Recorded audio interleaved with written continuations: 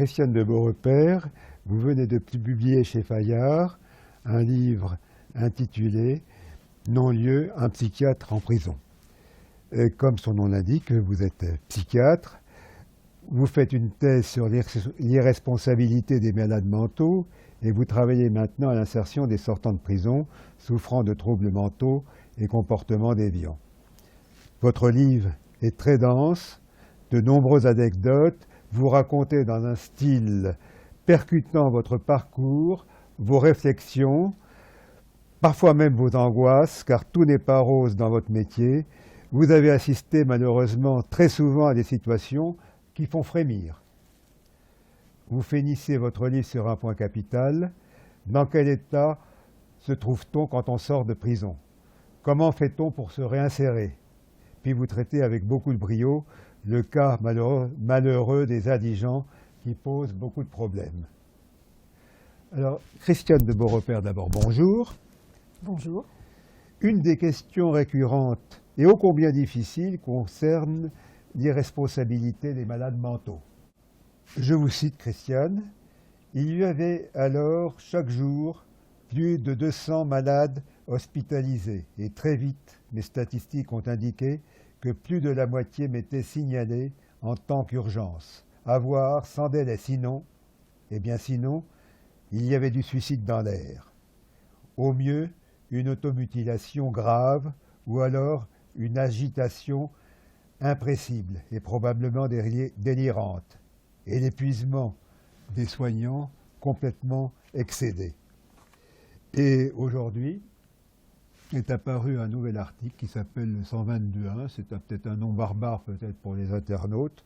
En tout cas, c'est un article qui décrit autrement l'article 64 et qui, au lieu de mot déficience, met en exergue le mot discernement, et suivant qu'il soit aboli ou seulement altéré, vous allez ou non en prison ou pas.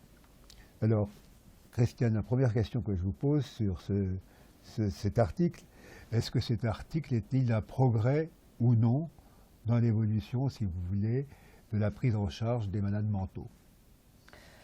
Je ne sais pas si on peut poser la question tout à fait sur ce mode. Ce qui est vrai, c'est qu'il est apparu à un moment donné, c'est-à-dire au fond très récemment, c'est-à-dire au cours des années 75, 80, 85, 90 du XXe siècle, qu'il était nécessaire de modifier le code pénal en général, qui datait de Napoléon, et en particulier, pour ce qui nous intéresse ici, la question de l'article qui traite de la responsabilité pénale des malades mentaux. Alors, on ne les appelait pas malades mentaux à l'époque de Napoléon, on les appelait un peu plus tard des aliénés. Et donc, on avait traité la question de l'aliénation mentale en la décrivant sous l'angle de sous le terme de démence. La démence entendue non pas au sens neurologique actuel, mais au sens de l'incapacité de comprendre presque d'un trouble au fond de la conscience ou de la lucidité, qui était à ce moment-là un terme courant ou qui, en tout cas historiquement, compatible avec l'entendement de l'époque. Il se trouve que la psychiatrie a beaucoup évolué, qu'il n'est plus question d'utiliser le terme de démence au sens du XIXe siècle, mais au sens du XXe siècle, que ce terme de démence ne correspond plus à ce que voulait dire le législateur, et qu'il a fallu trouver une autre formulation pour parler de la responsabilité pénale des malades mentaux. Il fallait, donc, dans la mesure où la psychiatrie avait beaucoup évolué, il était tout à fait naturel qu'on modifie le texte de l'article qui traitait de la responsabilité pénale des malades mentaux, mais est-ce un progrès? Alors, il y a eu 10 années ou 15 années de travaux sur cette question, et donc on a fini par trouver le terme de discernement, qui est qui est un concept qui n'est pas du tout un concept clinique, qui est un concept moral, philosophique, juridique, etc., et qui a été exhumé, pourrait-on dire, de ce qu'était du langage juridique et judiciaire de l'époque de Louis XIV concernant l'entendement des enfants et leur capacité d'être doués de raison. Et donc le discernement au sens quasiment de ce qui qualifiait la raison d'un individu qui passe de l'enfance irresponsable, en quelque sorte, à l'enfance douée de raison et d'entendement. Et donc, voilà qu'on a ressorti ce terme, qui n'était plus du tout en vigueur, et qui a été utilisé au sens de la capacité à discerner ou à reconnaître le bien du mal, ce qui lui donne une connotation morale tout à fait intéressante à l'époque où on a commencé à l'utiliser et où on l'a introduit dans la question de la responsabilité pénale, en liant déjà dans les textes de loi morale et procédure judiciaire, c'est-à-dire aspect moral et procédure judiciaire, ce qui est quand même quelque chose de très important à noter. Alors la seconde chose qui est tout à fait anormale, c'est de vouloir lier discernement dans cette conception avec troubles neurologiques ou neuropsychiques, dans la mesure où on lie causalement une notion qui n'est absolument pas quantifiable ni mesurable et qui n'est pas du même champ, du même domaine épistémologique que les troubles cliniques, psychiatriques et neurologiques qui sont, au fond, appartiennent au domaine physique. Le discernement n'étant pas quantifiable, il est donc tout à fait erroné de déterminer deux cas, un cas d'altération ou un cas d'abolition, qui voudrait dire qu'on mesure le discernement. Or, le discernement n'est pas mesurable. C'est une notion qui n'est pas mesurable. Mesure-t-on la bonté? Mesure-t-on la générosité? Non. Non, non, ça ne s'évalue pas. Dans ce cas, Christiane, il y a une chose qui est très grave. Vous êtes en train de me dire que s'il n'est pas mesurable, comment un psychiatre peut se prononcer, puisqu'il est obligé de le faire, entre un discernement altéré et un discernement aboli, puisque les conséquences sont très graves. Eh bien entendu. Et c'est tout, à mon avis, je pense que l'article 122.1 est mal fait. Est très mal fait, est un article, à mon avis, à la fois tendancieux et surtout mal bâti sur le plan logique, extrêmement mal bâti, et qui a probablement contribué à envoyer en prison un tas de gens pour lesquels on a opté pour un discernement altéré, sans pouvoir en avoir le moindre critère et la moindre évidence, simplement de manière un peu intuitive, pour ne pas dire cynique. Simplement parce que le dispositif de soins psychiatriques ne permet plus de répondre aux besoins d'une population qui parfois est très malade sur le plan psychiatrique, qui nécessite des soins prolongés, éventuellement des structures fermées, et le dispositif de soins psychiatriques ne répond plus à cette catégorie de patients. Dès l'instant où le discernement ne se mesure plus, les experts, comme on sait qu'on manque d'hôpitaux psychiatriques en France, peuvent parfaitement les envoyer en prison au lieu de les envoyer dans un hôpital psychiatrique, puisque les hôpitaux psychiatriques sont pleins. Et en plus, une place dans un hôpital psychiatrique coûte beaucoup plus cher qu'une place en prison. Eh bien, je pense que les psychiatres experts, qui sont par ailleurs de bons cliniciens classiques, sont pris dans un dilemme de citoyens contemporains.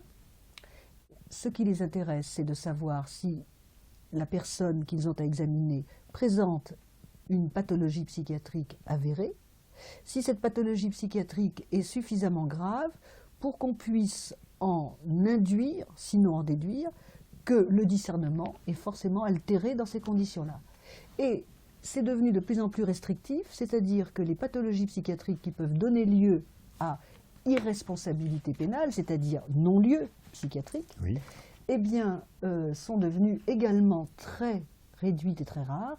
Et au fond, on peut dire que sont considérés uniquement les aspects cliniques, à condition qu'ils remplissent des conditions évidentes de troubles schizophréniques, si possible paranoïdes, et si possible avec une composante mystique importante. Le reste de la pathologie psychiatrique, qui pourtant figure dans tous les manuels de psychiatrie, est exclu à peu près de cette catégorie de patients, alors même qu'on pourrait supposer que ce sont des troubles graves qui altèrent ou abolissent le discernement, si tant est qu'on ait fait la moindre étude sur le rapport des capacités psychologiques qui sous-tendent le discernement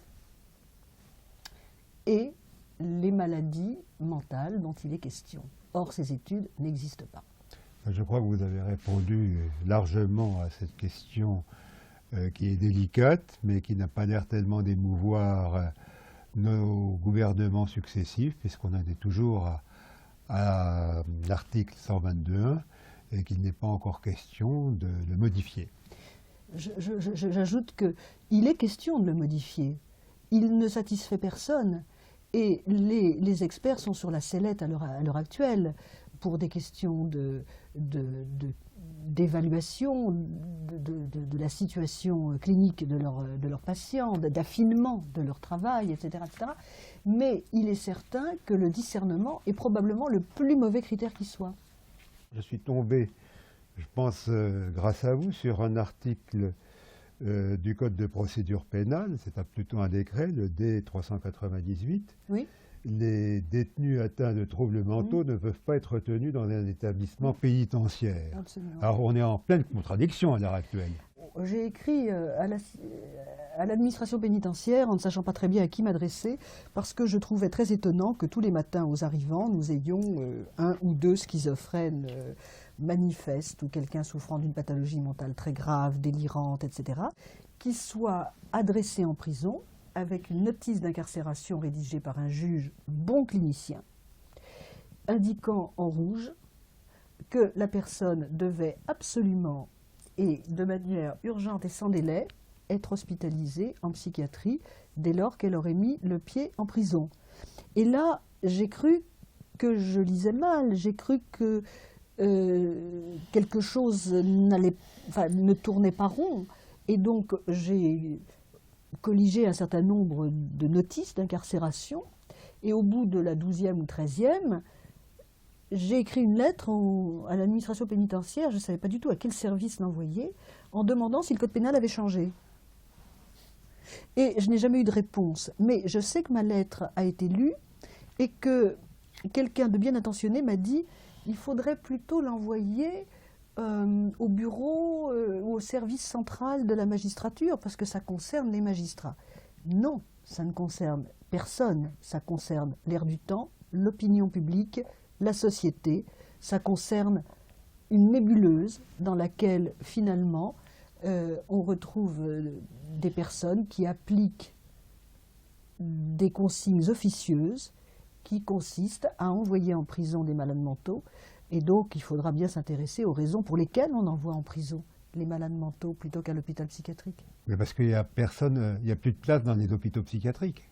Parce qu'on a, en 15 ans, supprimé la moitié des lits de psychiatrie, Oui. On a ouvert les services, on a supprimé les infirmiers psychiatriques, il n'y a plus que des jeunes infirmières, des infirmières, il n'y a pratiquement plus d'infirmiers masculins costauds, il y a de jeunes femmes ou des femmes frêles qui ne font pas le poids devant des personnes parfois très agitées et potentiellement, je ne dirais pas dangereuses, mais en proie à un état dangereux, ce qui est tout à fait différent sur le plan clinique. Et d'autre part, que plus de lits, plus de personnel, des durées de séjour raccourcies, des services qui s'ouvrent, parce que c'est scandaleux d'enfermer des gens. Ah oui, c'est scandaleux quand on enferme des malades en prison, il n'y a pas de doute. Mais quand il s'agit de soigner quelqu'un dans un contexte, je dirais, sécurisé, pas au sens policier du terme, mais au sens médical du terme, oui, là, effectivement, c'est très important de pouvoir, pendant quelques jours, voire 2 semaines, avoir un service fermé pour des personnes qui requièrent des soins en service fermé. Et en général, ce n'est pas nécessaire que les gens demeurent plus longtemps en service fermé. Par contre, ce qui est absolument indispensable, c'est que les personnes qui requièrent ces soins puissent être suivies aussi longtemps que possible, à l'hôpital psychiatrique quand c'est nécessaire, dans les structures alternatives ensuite, au besoin une vie entière, et tout ça coûte beaucoup d'argent. Ben oui. Et donc les caisses sont vides, comme tout le monde le sait. Ben, elles sont vides, mais pas pour tout le monde. En tout cas, celles du ministère de la Santé ont l'air vides. Ben, écoutez, d'autant plus que lorsque j'ai fait un livre qui s'appelle « La prison, ça n'arrive pas qu'aux autres », j'ai interrogé Philippe Douste-Blazy. Alors c'était la Donc personne on était importante à dans interroger. les années 2003, par Oui, là, je crois, oui. 2003-2004, si je me souviens bien, et il m'avait assuré qu'on était en train de construire des UHSA, alors c'est unités hospitalières spécialement aménagées, et qu'en 2010-2011, il devrait y avoir l'ordre de 750 lits. C'était le programme de Perben. C'était le programme de Perben, c'est bien ça. Mm. Et aujourd'hui, on en annonce qu'il y en aura à peine 150. Sachant que nous avons à l'heure actuelle, il faut quand même voir aussi cette chose extraordinaire, en 1990, il y a eu 100 hospitalisations d'office psychiatriques pour des personnes détenues en état de grande pathologie psychiatrique aiguë, de grand état aigu psychiatrique, devant être hospitalisées dans le cadre de l'article D398 que vous évoquiez tout à l'heure, et que 100 personnes en France, et qu'en 2005, elles étaient 2000. Ah oui. Donc c'est un Oui. critère extrêmement important qui indique une chose évidente, c'est à mon avis le meilleur critère, de l'augmentation massive des problèmes psychiatriques en détention, Et en c'est dû à l'espace quoi- de, c'est de dû à 15 quoi ans, en fermeture des lits de psychiatrie, Ah fermeture oui. et tout ça on le sait, et on le sait à travers une expérience qui nous vient d'ailleurs des États-Unis, d'un article tout à fait remarquable qui est paru dans le New York Times il y a 2 ans, en 2007, écrit par un certain Bernard Harcourt, qui n'a rien à voir avec notre Non, mais vous le directeur citez dans votre de livre, l'administration oui, absolument. pénitentiaire, et qui est Oui. un médecin criminologue, et qui a bien montré que ce qu'on appelle la désinstitutionnalisation, ce mot barbare, désinstitutionnalisation psychiatrique, a des effets tout à fait partagés, communs, généraux et qu'on connaît, à savoir de vider les hôpitaux pour remplir les prisons. Alors, il y a deux cas de malades mentaux, si vous voulez, où les internautes aimeraient bien savoir, si vous voulez, quel est leur avenir, quel est leur devenir. Ce sont les psychopathes et les schizophrènes. Et je me suis laissé dire que les schizophrènes avaient quand même aujourd'hui des possibilités de traitement, non pas pour réduire leur schizophrénie, mais en tout cas leur dangerosité. Alors, Peut-il des vrais là-dedans? Alors, il y a 2 théories qui s'affrontent constamment. La première qui consiste à dire que la schizophrénie et les psychoses en général multiplient par 3, 4 ou 5 le risque de comportement violent et par conséquent voire meurtrier, et par conséquent de dangerosité. Et puis il y a l'autre théorie qui dit le contraire, à savoir que les malades mentaux sont des victimes, puisque c'est le terme consacré désormais, et ce sont des personnes qui sont le plus souvent agressées, racketées, soumises, etc. Et qu'il y a beaucoup moins de personnes dangereuses chez les malades mentaux délirants que dans la population générale. Ce qui rend les gens agressifs et dangereux, c'est beaucoup plus la drogue et l'alcool, ou des troubles de la personnalité, que les troubles psychiatriques. Le principe le plus courant, le plus, je dirais, le plus politiquement correct ou psychiatriquement correct actuel est de dire qu'il ne faut pas confondre troubles de la personnalité et troubles psychiatriques ou maladies psychiatriques. Alors moi, j'ai tendance à dire que, bien entendu, il ne faut pas les confondre. Si on les confond, c'est qu'on ne connaît pas sa clinique. Or, aucun psychiatre digne de ce nom ne ferait des confusions aussi scandaleuses comme de confondre la rougeole avec la variole, par exemple. Bon, on est bien d'accord. Ou l'ulcère de l'estomac avec je ne sais pas, avec une gastrite. Non, on ne va pas confondre deux pathologies différentes. Mais les troubles de la personnalité font partie de la clinique psychiatrique au même titre que le délire, la schizophrénie, les psychoses, les troubles de l'humeur, les troubles réactionnels, les troubles psychotraumatiques, etc., etc. Les addictions. Et tous ces troubles se retrouvent désormais tout à fait codifiés dans des manuels de psychiatrie qui sont nos bibles de référence en matière de clinique psychiatrique. Donc, il ne faut pas dire que les troubles de la personnalité ne sont pas des troubles psychiatriques. Ils sont différents de maladies psychiatriques bien connues comme la schizophrénie, les délires, les troubles de l'humeur, etc. Mais ce sont des troubles psychiatriques tout à fait authentiques, de même que les fameux comportements déviants qui nous intéressent tant en prison et aussi dans la société, comme les comportements addictifs, c'est-à-dire toxicomaniaque, alcoolique, jeux pathologiques, boulimie, etc., bon, ou bien les comportements déviants sexuels qui envoient en prison un tiers des personnes actuellement, un tiers des détenus. Hein, voilà. Christiane, je vous coupe pour vous demander dans quelle catégorie vous allez placer cet épisode que vous citez dans votre livre. Je vous cite. Oui. Ils étaient 3 dans la cellule. 2 d'entre eux préparent un repas avec les viscères du 3e, tués par les 2 autres, sur un réchaud cantiné, dans la casserole en alu qui sert de poêle et de cocotte au trio.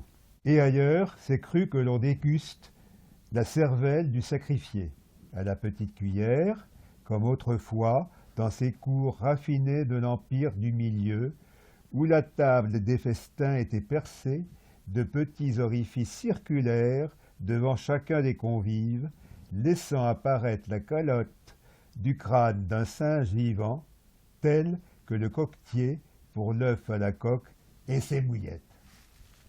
Alors, dans quelle catégorie, Christiane, vous placez cet épisode? Alors, à mon avis, tous ces épisodes, vous savez, ça ne date pas non plus d'aujourd'hui. J'ai un certain nombre de collègues qui ont, là aussi, colligé les meurtres entre détenus. Ces meurtres entre détenus, qu'on retrouve à l'hôpital psychiatrique d'ailleurs, qui sont des meurtres entre personnes enfermées, témoignent à l'évidence d'un trouble psychotique grave. C'est-à-dire que nous avons là des personnes incarcérées présentant des pathologies psychiatriques graves, évidentes, non soignées, méconnues, mais d'une grande gravité. Et donc, bien sûr que l'enfermement, voire la surpopulation, car quand on est 3 dans une cellule, c'est qu'on commence déjà à être dans une situation de surpopulation, engendre des tensions, des frictions, des émotions, etc., qui ne font pas nécessairement bon ménage avec une pathologie psychiatrique avérée. Alors, Christiane, encore un exemple. Vous voulez me dire dans quelle catégorie vous le placez, si trouble de personnalité ou trouble psychiatrique, cette histoire du jeune braqueur qui, pendant son arrestation très musclée, un policier lui tire une balle dans le genou, il est amené à Fresnes, il est devenu insomniaque, et vous avez constaté qu'il souffrait du PTSD, quelque chose qui est très connu, que vous allez nous expliquer, mais est-ce que c'est un rapport avec une maladie psychique ou un trouble de la personnalité? Alors dites-moi d'abord le PTSD, un peu ce que c'est. Le PTSD, en fait, c'est la prononciation anglaise de PTSD, qui veut dire post-traumatic stress disorder, c'est-à-dire syndrome de stress post-traumatique. bon, c'est un trouble anxieux majeur qui est toujours réactionnel à un événement dit psychotraumatique, qui a la particularité de confronter la personne avec la mort, la sienne, celle d'autrui, alors dans différentes situations, en tant que victime potentielle, en tant que témoin, en tant qu'acteur. Quelqu'un qui tue quelqu'un, un meurtrier, peut parfaitement constituer à terme un syndrome de stress post-traumatique. Quelqu'un qui est témoin d'un événement psychotraumatique peut tout à fait à terme constituer un syndrome de stress post-traumatique. Et ça n'est pas non plus récent, c'est quelque chose qui est très étudié depuis, je dirais, 20 ou 30 ans, très étudié, très connu, passionnant, mais que Freud avait déjà décrit sous le nom de névrose traumatique. Il l'avait décrit à propos des premiers accidents de train, d'une part, et de la guerre, d'autre part, lorsque les gens étaient confrontés brusquement à des événements tout à fait dramatiques. Donc, il y a toute une histoire du syndrome de stress post-traumatique, en général avec des événements de guerre, des événements de prise d'otages, et puis les choses se sont complexifiées avec la question du viol et des agressions sexuelles qui rentrent dans les événements psychotraumatiques, les vétérans du Vietnam, enfin toutes les victimes et donc les victimes, j'emploie le mot cette fois, et donc le PTSD, c'est-à-dire le syndrome de stress post-traumatique, représente désormais le modèle clinique tout à fait réel, tout à fait, qui n'est absolument pas une vue de l'esprit, qui est une maladie en quelque sorte acquise à la suite de la confrontation avec un événement psychotraumatique, mais qui est le pilier de la victimologie dans sa conception moderne.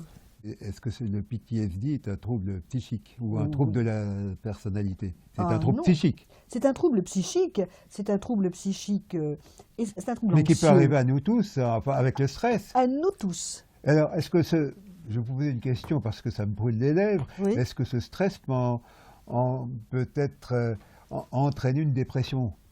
Alors, ce qui est tout à fait intéressant, c'est qu'il y a les signes du PTSD lui-même, qui sont par exemple le fait de remâcher en permanence dans sa tête, de repasser comme un film en permanence les images de l'événement psychotraumatique. Ça peut durer des années, ça peut durer 10 ans, 15 ans, 20 ans, où la personne revit en permanence des scènes traumatiques, et d'autre part se retrouve avec des cauchemars, qui sont toujours des cauchemars qui ont le même contenu, c'est-à-dire la scène de l'événement traumatique, c'est proprement le syndrome de stress post-traumatique. Il y a toujours un environnement qu'on pourrait dire non spécifique, comme par exemple la dépression et l'anxiété, qui sont à la fois liés à ce trouble, mais en même temps au fait que la personne ne peut pas parler de ce trouble, où elle est très seule et elle se sent devenir folle. Et comme elle a l'impression d'être folle, mais de ne pas pouvoir l'être tout en l'étant et en étant très seule avec ce qu'elle ne peut partager avec personne, eh bien, on peut penser que cette dépression est très réactionnelle.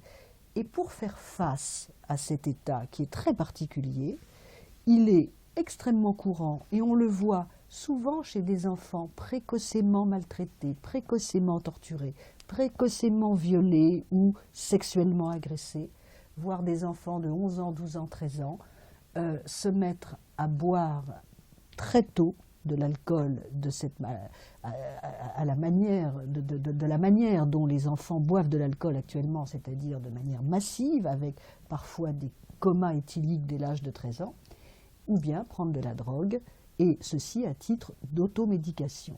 Et donc nous nous trouvons là devant des espèces de cascades de troubles, enfin, d'événements de vie, situations de vie, de troubles induits par ces événements de vie et de comportements destinés à supporter ces états qui sont en fait proprement insupportables, ces comportements étant des comportements donc addictifs par exemple, qui ont leurs propres conséquences, entre autres la délinquance, les infractions et la criminalité. Et donc on retrouve chez nos patients détenus des intrications psychiatriques qui font toute l'originalité de leur pathologie psychiatrique. Vous comprenez ? Oui, oui, tout à fait. D'ailleurs, il y a une chose qui est aussi importante que vous citez dans votre livre et qui peut entraîner évidemment des troubles psychiques importants. C'est d'abord quel est le genre de population qui arrive au quartier arrivant. Ah oui. Cette population n'est pas forcément très saine. Je vous cite. 2 tiers de sans domicile, 1 ou 2 meurtriers, quelques agresseurs sexuels, 2 tiers de polytoxicomanes, 2 tiers et demi d'alcooliques, et bien sûr les schizophrènes du jour, assortis d'une injonction judiciaire d'hospitalisation psychiatrique dès leur arrivée en prison. Alors évidemment, ce genre de population est sujet, plus qu'à une autre, elle est déjà fragilisée. On dit vulnérabilisé. Et moi, j'ai toujours dit qu'au fond, devant cette question récurrente depuis 150 ans, qui est de savoir si les gens sont malades avant la détention ou si la détention rend malade, je dirais les deux, bien entendu. Je dirais surtout que nous avons affaire à une population hautement vulnérabilisée sur le plan psychique, sur le plan médical, avec de nombreuses pathologies médicales associées qui ne sont pas forcément psychiatriques, et enfin sur le plan économique, culturel, social, professionnel, familial, affectif, avec des antécédents de vie qu'on ne peut même pas comptabiliser avec nos outils d'investigation psychiatrique actuels, parce qu'ils ne sont pas appropriés au nombre d'événements traumatiques vécus par les personnes en question. Autrement dit, cette population ne ressemble à nulle autre, compte tenu de son histoire, de son parcours, et les arrivants du matin en prison sont des personnes qui sont déjà terriblement fragilisées, même si elles ne sont pas officiellement psychiatriquement malades. Christiane, comme il ne faut pas quitter votre livre sur une note trop pessimiste, percevez-vous en guise de conclusion l'avenir avec un soupçon d'espoir? Eh bien, 2 choses peut-être. Enfin, ma foi, je ne suis pas Madame Soleil, hein, mais j'ai envie de dire que après 15 ans passés en prison, une longue peine. Oui, une très longue peine, oui. C'est tout de même en prison. Vous n'êtes pas resté en rétention de sûreté, hein, c'était pas encore voté. Oui, mais je la mérite. Oui. Oui. Je la mérite, probablement. Et donc, je serai enfin soignée Oui, 15 ans après.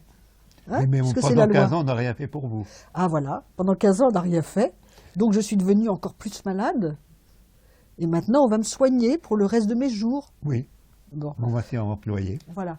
Alors, ce que je voulais dire, c'est que c'est très paradoxal, mais c'est en prison qu'il me semble avoir trouvé la tendresse qui fait défaut ailleurs.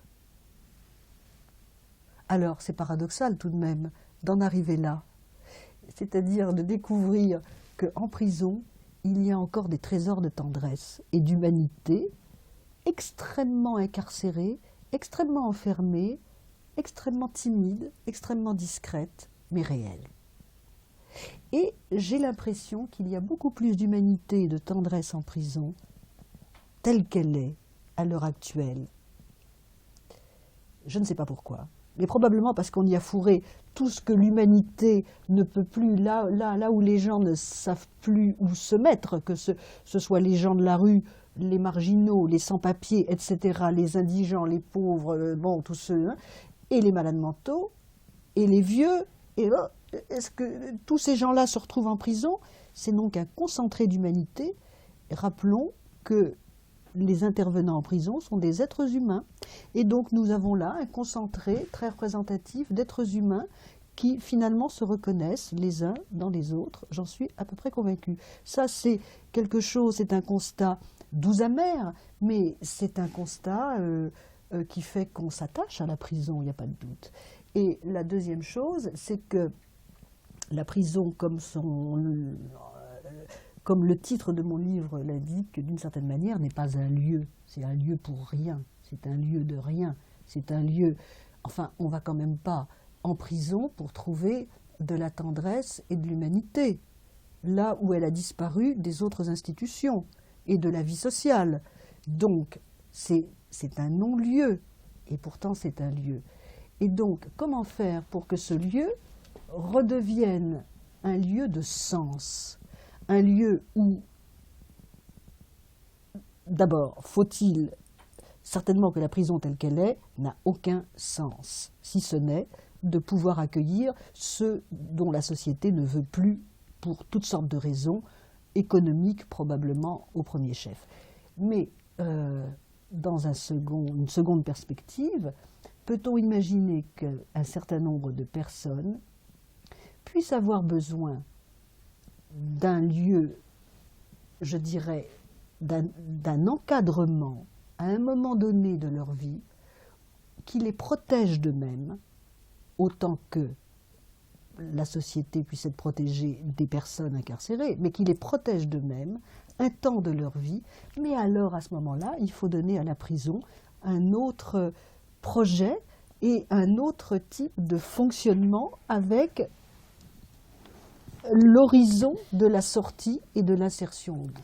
Eh bien, Christiane, la réinsertion, ça va certainement faire l'objet d'un deuxième interview avec vous. En tout cas, votre conclusion a été une joie, un espoir pour tous ceux qui s'intéressent au milieu carcéral.